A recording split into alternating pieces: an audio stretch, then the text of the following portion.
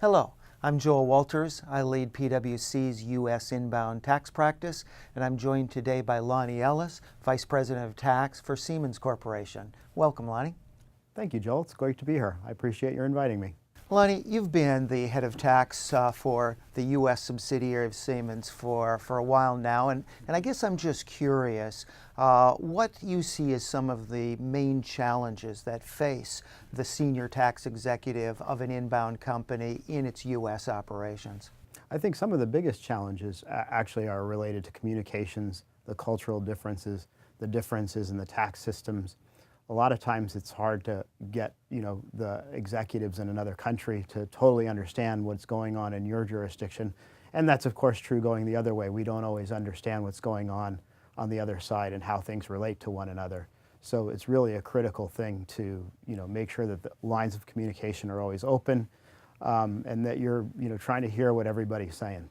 It really sounds like what you're saying, Lonnie, is if the world we live in is requiring senior tax executives to grow new and different skills around communicating, around influencing, that's perhaps even magnified when you're dealing with the U.S. subsidiary of a foreign company, because even within the organization you need more of those kinds of skills. Oh, absolutely. I think that's probably one of the number one skills you need to have. It's almost as important, or maybe even a little bit more important, than your actual technical tax base, which of course is the foundation of any tax executive. But being able to communicate that to somebody who's coming from a different context, maybe with a different set of priorities, is a tremendous challenge. How about the experience gap related to senior management in respect to U.S. tax issues? Does that create a significant problem? One of the examples I like to give is explaining to senior management of a foreign parent company the rules related to state tax nexus, something that they may not have experience with,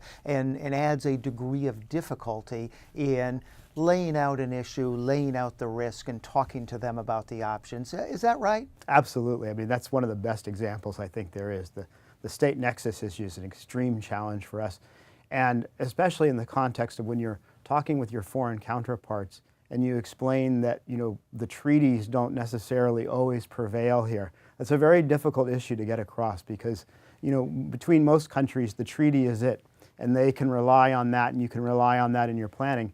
In the U.S., there's such inconsistency between the states, their treatment of the treaties and so forth. It sometimes is a little bit of a credibility gap, I think, both for the United States and the executives who are trying to present this overseas. It's a very difficult topic. I sometimes like to tell people that I'm actually not really crazy, that this really is the way that it is. In talking with my inbound clients, and my experience having worked in an inbound organization, sometimes I think some of this translates into the day-to-day operational issues. For example, having conversations about resourcing and budgeting can create some challenges. I kind of laugh sometimes. I talk to my clients and they say that they need to explain why the U.S. tax department is larger than the parent company's tax department because of the complexity and the difficulty of the U.S. system. Are you experiencing those same kind of conversations? Yes, and on multiple fronts. I mean, it's within the tax group, I think there's a little bit better understanding of the complexity of the U.S. system and the importance of the U.S. tax rate and the U.S. taxes on the overall global, because it's such a significant part of our business, as for many companies. We're not just another subsidiary somewhere. But, even still outside of the tax department, we manage our budget at various levels. And I often find myself explaining why it is I have, X number of people and, why there's such a significant need for them and how we compare with other countries. We do make a substantial part of the global tax budget, of course, and we often have to defend that. So it is an interesting topic, especially in tighter times these days when, the money is tight and, they want to try to manage the budget more globally. It's something that we experience regularly. I'd say it's unfortunately a very large part of my job.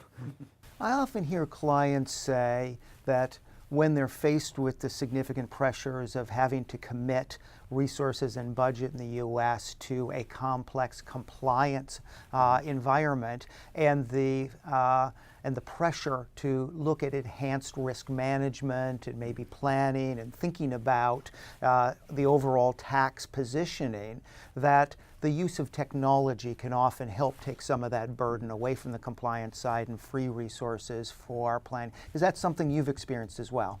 Yeah, I mean, that's something that we find ourselves increasingly looking at year over year is, how to leverage technology because the compliance burden is growing. I mean, we file tax returns the size of some phone books.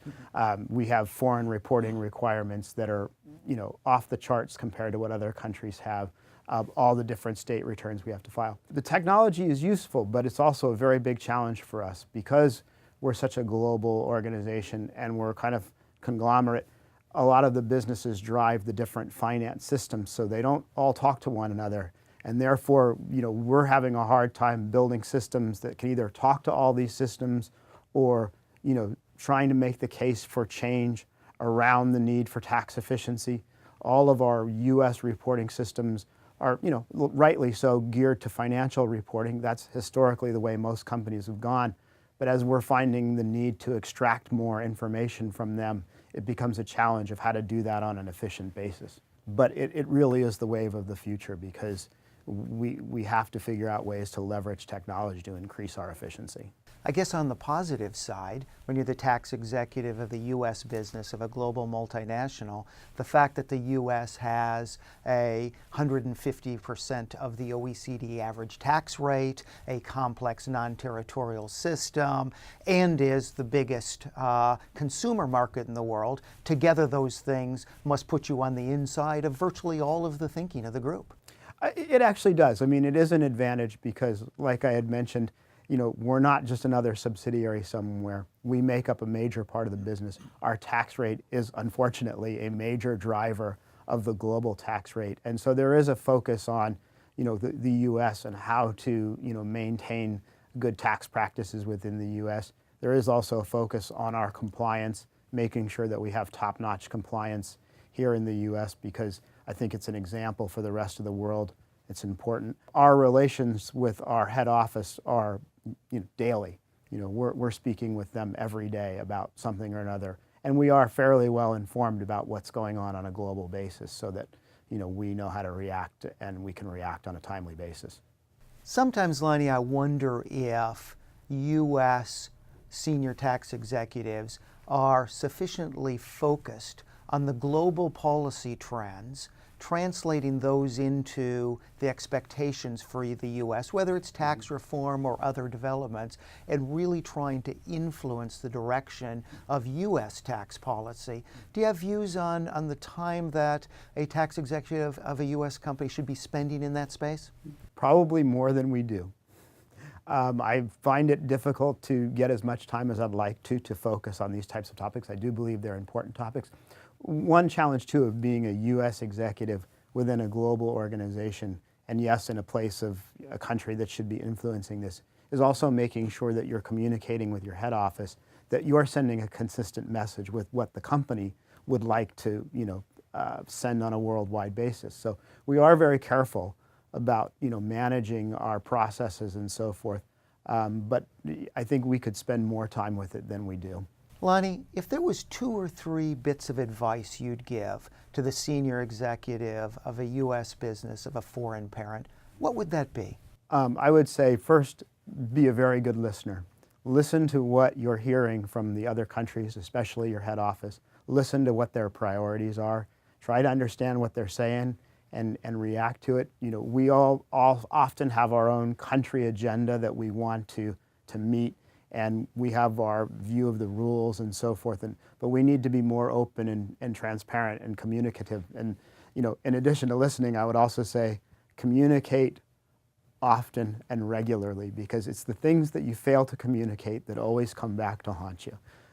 So you can never kind of be broadcasting what it is that you're up to enough, because you don't want people to be surprised. And in this global world, things move very quickly, and the sources of information and things people hear happen very fast. So you need to be in front of all of that and talking regularly with your counterparts overseas. Great insights. Thank you for joining me today, Lonnie. Thank you for having me. Appreciate it.